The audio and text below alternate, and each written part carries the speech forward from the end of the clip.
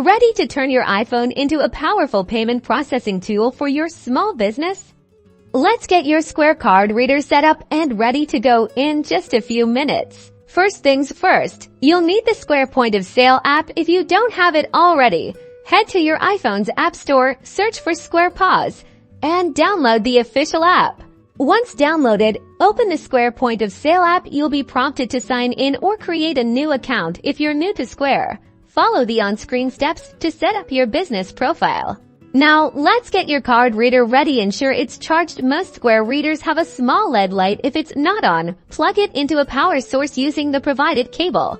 Next, power on your Square card reader by pressing and holding the power button, usually located on the side or top, until the light flashes. This indicates it's ready to pair.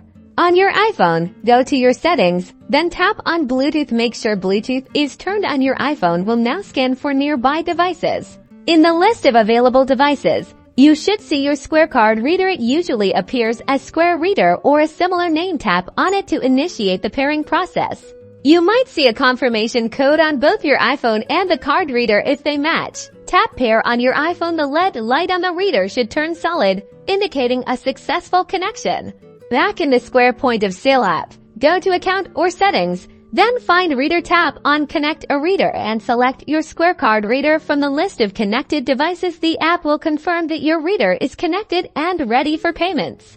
If you encounter any issues, like the reader not appearing in Bluetooth or not connecting, try restarting both your iPhone and the card reader.